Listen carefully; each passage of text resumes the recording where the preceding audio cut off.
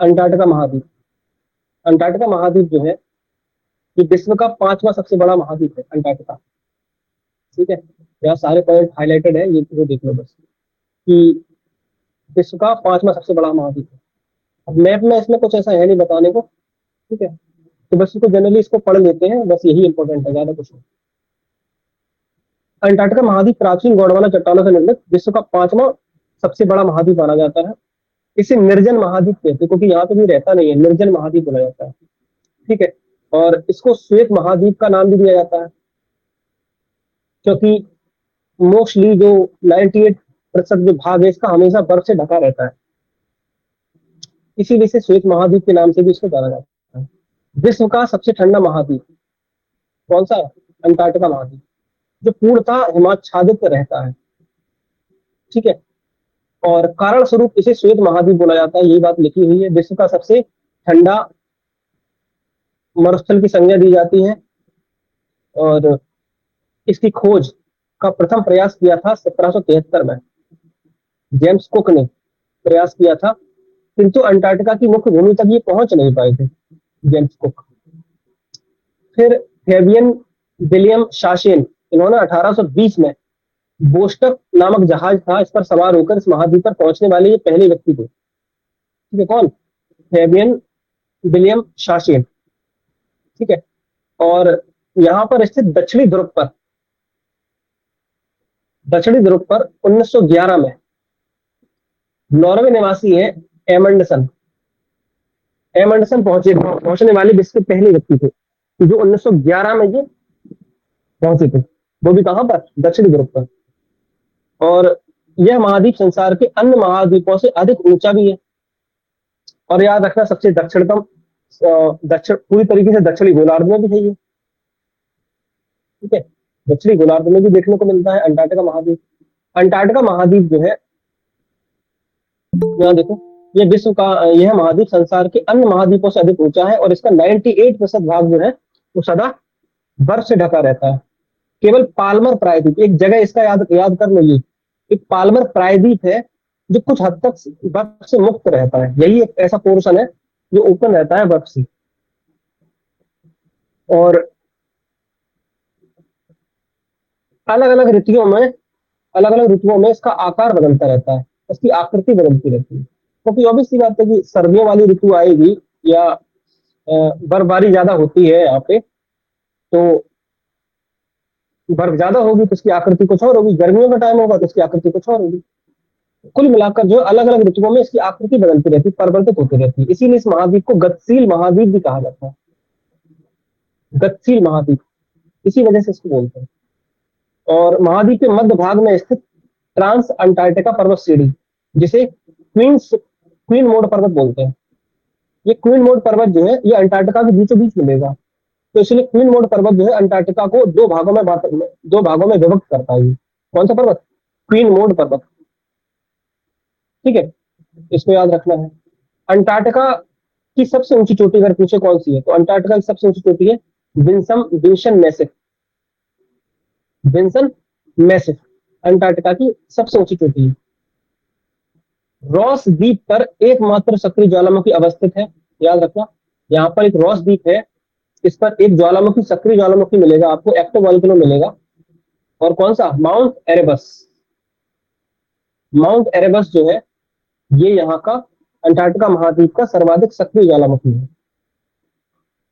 दक्षिण अमेरिका के टेरा del Fuego से यह स्कोशिया कटक द्वारा जुड़ा हुआ है। ठीक है, टेरा डेल फ्यूगो आपको पता ही है, दक्षिण अमेरिका, जो मैंने पढ़ाया था आपको, दक्षिण अमेरिका के दक्षिण में एक द्वीप मिलेगा टेरा डेल फ्यूगो, जो कि दक्षिण अमेरिका की मुख्य भूमि से मैगेलन जलसंधि द्वारा अलग होता है। तो ये टेरा डेल फ्यूगो से स्कोशिया कटक द्वारा जुड़ा हुआ है। कौन? अंटार्कटिका। विश्व का सबसे बड़ा जो ग्लेशियर आपको मिलेगा वो यही मिलेगा अंटार्कटिका में, ग्लेशियर जिसका नाम है लैम्बर्ट। विश्व का सबसे बड़ा ग्लेशियर यही है, लैम्बर्ट ग्लेशियर। ठीक है, यह महाद्वीप विश्व का सबसे ठंडा महाद्वीप भी है। यहाँ देखो, इस महाद्वीप पर आपको दो वनस्पतियां काफी मिलेंगी, एक वनस्पति लाइकेन है और एक है मार्श। लाइकेन और मार्श के लिए ये जाना जाता है काफी, यहाँ पे काफी ज्यादा मिलेगी। लाइकेन वनस्पति। लाइकेन पता ही है आपको, लाइकेन जो है ना ये एयर पॉल्यूशन इंडिकेटर की तरह कार्य करती है। एयर पॉल्यूशन इंडिकेटर की तरह कार्य करती है, क्योंकि जहां जहां पर एयर पॉल्यूशन होगा वहां लाइकेन वनस्पति कभी उगेगी नहीं, और यहाँ मिलती है, इसका मतलब यहाँ पे पॉल्यूशन नहीं है। और लाइकेन कवक और शैवाल का मिक्सर बोलते हैं। ठीक है, कवक और शैवाल का लाइकेन वनस्पति जो होती है। और एक चीज, यहाँ पर आपको एक पक्षी मिलेगा जो उड़ नहीं पाता है, न उड़ने वाला पक्षी, जिसको बोलते हैं पेंगुइन। पेंगुइन जो है न उड़ने वाले पक्षियों तथा क्रिल मछली झुंड में पाई जाती है यहाँ पे। ठीक है, इस महाद्वीप यह महाद्वीप विज्ञान और वैज्ञानिकों के लिए अद्वितीय स्थल है, क्योंकि यहाँ पर अलग अलग देशों से वैज्ञानिक आते हैं रिसर्च के लिए। तो इसीलिए इस महाद्वीप को विज्ञान के लिए समर्पित महाद्वीप भी कहा जाता है। कई सारे देश हैं जिनके जो है अनुसंधान केंद्र यहाँ पर है, रिसर्च सेंटर यहाँ पर स्थापित कर रखे हैं उन्होंने।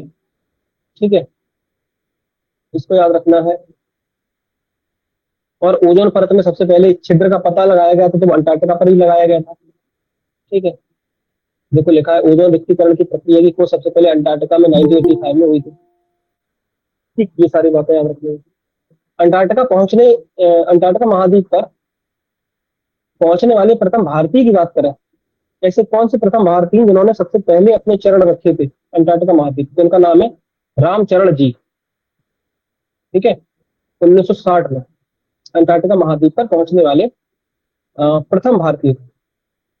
जबकि दक्षिणी ध्रुव पर पहुंचने वाले प्रथम भारतीय कौन थे, तो गिरिराज सिरोही थे, जो दक्षिणी ध्रुव पर पहुंचे थे। ठीक है, बाकी अभी हम लोगों ने बात की थी, तो वैश्विक स्तर पर पूछे कौन जो है दक्षिण ध्रुव पर गया था, तो नॉर्वे निवासी मैंने अभी बताया था आपको, कौन था, एमंडसन।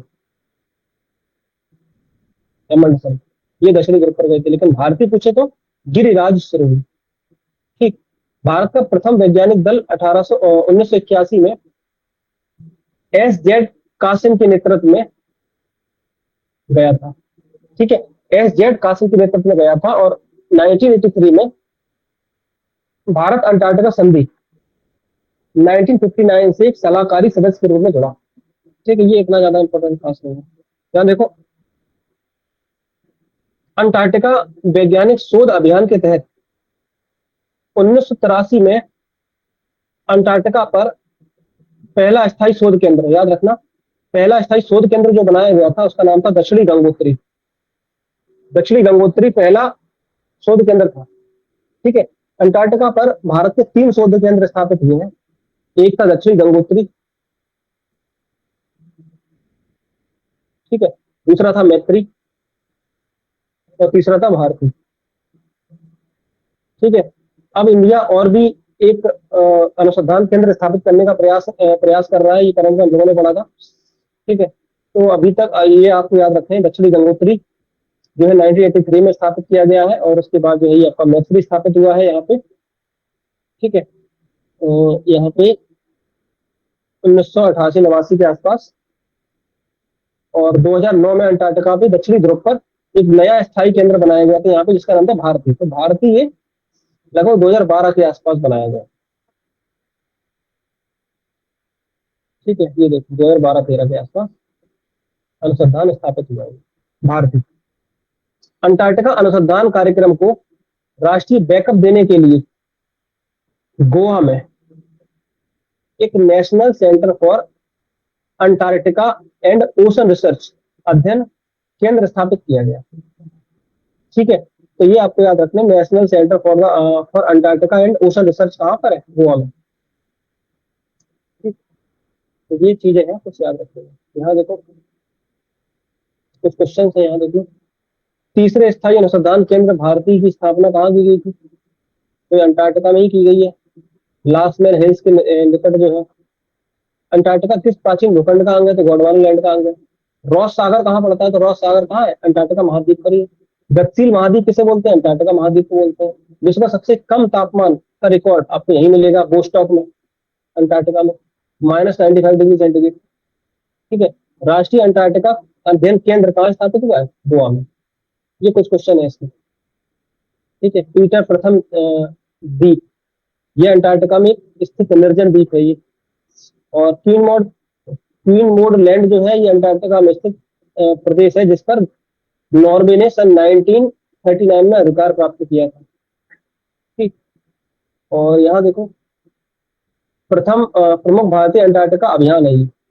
पहला अभियान 6 दिसंबर 1981 को कासिम के नेतृत्व में भेजा गया था। प्रथम स्थायी केंद्र दक्षिणी गंगोत्री की आधारशिला रखी गई थी और जनवरी 1984 में ये पूरा पूरा हुआ था। जो काम है ये 1984 में पूरा हुआ था और इनके नेतृत्व में कासिम एस जेड कासिम के नेतृत्व में पहला अभियान गया था ये। ठीक है। और यहाँ देख लो 1988 में ये अभियान है अमिताभ सेन गुप्त इनके नेतृत्व में, अमिताभ सेन गुप्त के नेतृत्व में स्थायी शोध केंद्र मैत्री का निर्माण कार्य पूरा हुआ था इस टाइम पीरियड। ठीक है। और तीसरा जो केंद्र बना है ये भारतीय, ये अरुण चतुर्वेदी के नेतृत्व में। ठीक है। तीसरा अभियान का नेतृत्व किया था अरुण चतुर्वेदी ने, दूसरा अमिताभ ने, तीसरा अरुण चतुर्वेदी ने। ठीक है। तो तीसरे स्थायी केंद्र भारतीय का नेतृत्व, भारतीय का निर्माण इस टाइम पे किया गया था। ठीक है। दिया था। तो कुल मिलाकर ये अंटार्कटिका महाद्वीप आपका यहाँ पर समाप्त होता है। तो ये कुछ चीजें हैं जो आपको बस याद रखनी है, इसी से ही आपका काम हो जाएगा। बाकी इसमें और कुछ पढ़ने की आवश्यकता बिल्कुल नहीं है। ठीक है। ये सारी चीजें बता चुके हैं एनर्जी अंटार्कटिका कंप्लीट। तो कंटेंटल पोर्शन जो भी था वो आपके सारे महाद्वीप यहाँ पे कंप्लीट हो गए।